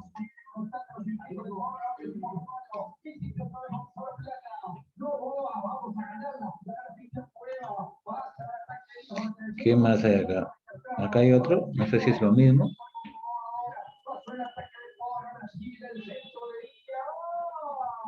Es similar, me parece. Le está poniendo el cianoacrilato con la aguja inyectoterapia. Como es sangre de hielo, se está poniendo duro, es lo mismo. De esa manera se tratan las varices, varices gástricas, ¿no? Miren cómo sangra igual. Es una cosa aparatosa y el cieno, mire cómo ahí lo toca y está como una piedra de duro. Le dejas bien dura esa zona para que no vaya a resangrar, ¿no? Bien dura. ¿Esto ya vimos? Creo que sí. Esto ya lo hemos visto. ¿Qué más? Doctor, disculpe, antes de que pase, tengo una pregunta. Sí, bueno, yo había visto que también se puede hacer lo que es la electrocoagulación, pero ¿cómo es? O sea, eso creo que solo se hace para úlceras pépticas o también se puede utilizar en caso de que, o sea, se haya hecho eso de pinchar para ver si es una varices esofágica y luego usar lo que es la electrocoagulación. Claro, mira, lo que es corriente va muy bien en lo que son lesiones vasculares, ¿no?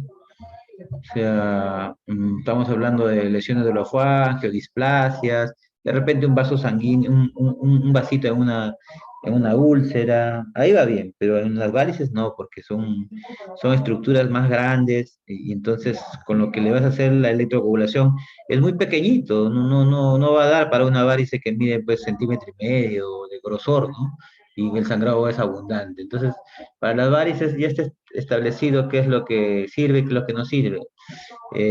Pues lo que sirve son la ligadura de bandas, o sea, por ligadura de varices esofágicas.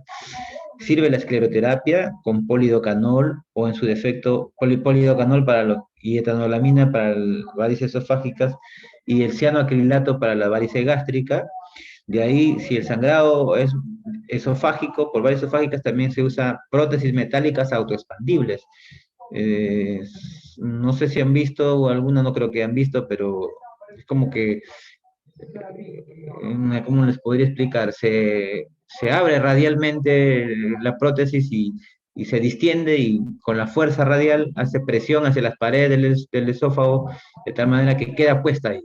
Después también existe un polvo químico, se llama hemospray, que es un polvo químico, básicamente son minerales en polvo, y que tú le tiras a la varice y pues para el sangrado, ¿no? Al menos al menos un par de días para que le puedas hacer otro tipo de terapia endoscópica. Bueno, si no tuvieras, sin sangrar ahí no se pudiera parar, porque a veces pasa, ¿no? Que el sangrado es abundante, no ves, sabes ni dónde sangra, la cosa está bien aparatosa, lo que se coloca es como medida de salvataje, es una sonda Sengstagen-Blackmore se llama, que es una sonda orogástrica, ¿no? Que va hacia el estómago y que tiene un balón en el estómago y un balón en el esófago, ¿no? Y se infla el balón del estómago de tal manera que se distiende en el estómago para que haga presión ese balón y se infla el balón del esófago también para que haga presión. Y encima esa sonda queda anclada hacia afuera, ya en la boca del paciente, con un peso de 1 kilo aproximadamente hacia afuera, como si fuera una polea. Le colocas con una polea de tal manera que hace presión y jala en una presión constante, jala la sonda, de tal manera que el fondo gástrico con el balón gástrico que le inflé estén ahí presionados, como si hubiese puesto tu mano ahí con fuerza, ¿no? Para que pare el sangrado, pues. Y esas sondas Sengstagen-Blackmore se usa en lo que son en las UCIs, generalmente en UCI, cuando los sangrados son masivos y no hay cómo pararlos, se le coloca esa sonda para que pues pare el sangrado de forma mecánica temporal, ¿no? Y en 48 horas a lo mucho, se tenga que volver a reingresar con algún plan para solucionar el sangrado. Tendríamos que entrar con algún plan.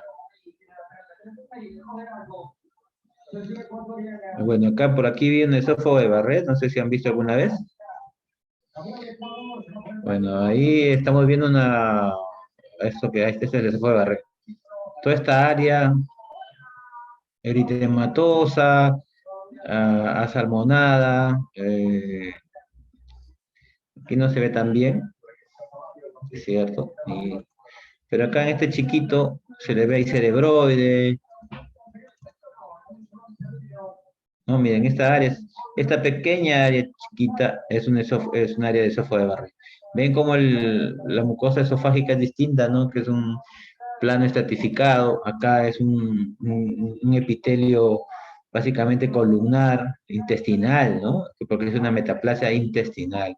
Entonces es un poquito cerebroide, así, aterciopelado, ¿no? Y se nota claramente el esófago de Barrett en una endoscopía, ¿no? De una endoscopía, pues, si lo logran ver, ¿no? Claramente, ¿no? Hola. Sí, doctor. Sí se ve, doctor. Ya, sí, pues cerebroide, aterciopelada, asalmonada, ¿no? Nítidamente, ese es un esófago de Barrett. Entonces, identificando la lesión de esófago de Barrett, dependiendo de la extensión de la lesión, ahí también tiene esofagitis erosiva, pues, ¿no? También tiene erosiones. Se le puede hacer terapia con argón plasma a ese esófago de Barrett. O sea, eso es usando argón, ¿no? Como les expliqué la vez pasada, no se pega, pero sí dispara el argón. Y de esa manera se queman estas lesiones, lo quema en forma superficial para que pues desaparezca. Y de esa manera pues erradicar al menos algunas áreas de esófago de Barrett que tuvieron, ¿no? Por acá creo que hay otra. Y acá hay coloración, se puede colorear también, o sea, ponerle, en este caso se le ha puesto azul de metileno para poder discriminar el área de esófago de Barrett. Aquí como ven claramente como el área no ha captado muy bien y discrimina bien los límites de la lesión, pues, ¿no? Se puede discriminar los límites de la lesión en forma más notoria, ¿no? Muy bien. ¿Qué más hay?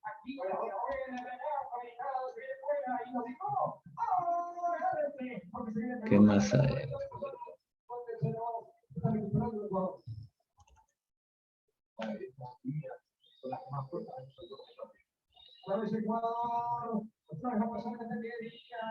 Esta es una CEPRE, pero está ya empezada.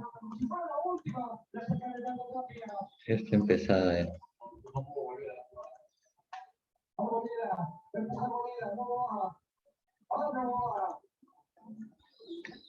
¿Qué más hay? Bueno. Bien, muchachos, ¿alguna pregunta, duda?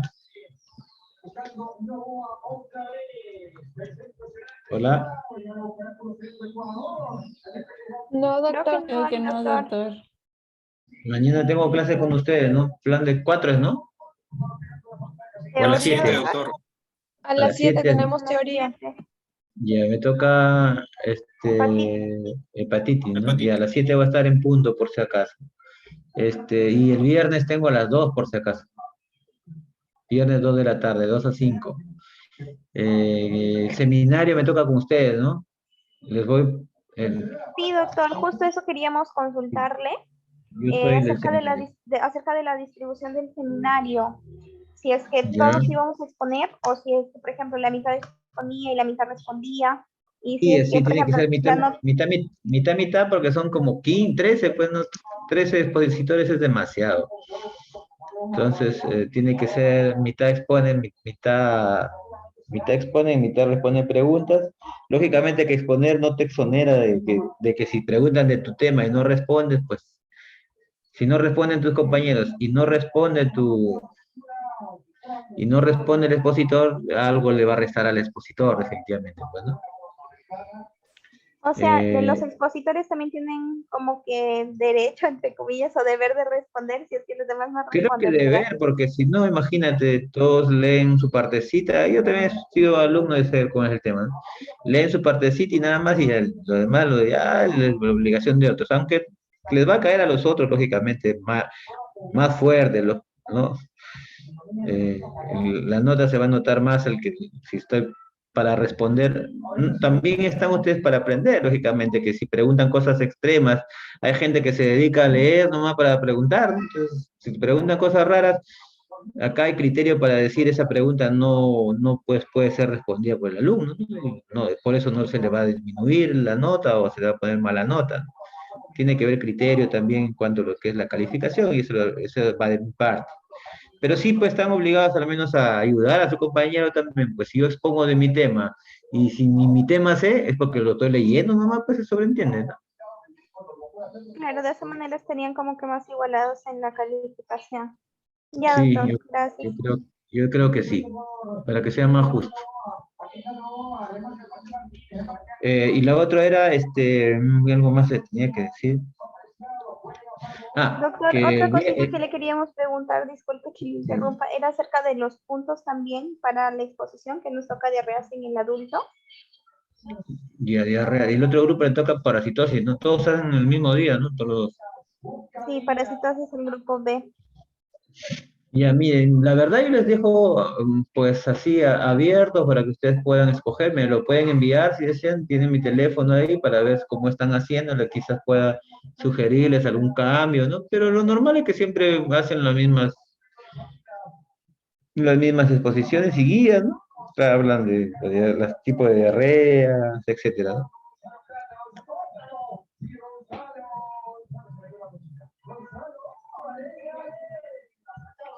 Y eso, y lo del viernes, eh, el viernes vamos a hacer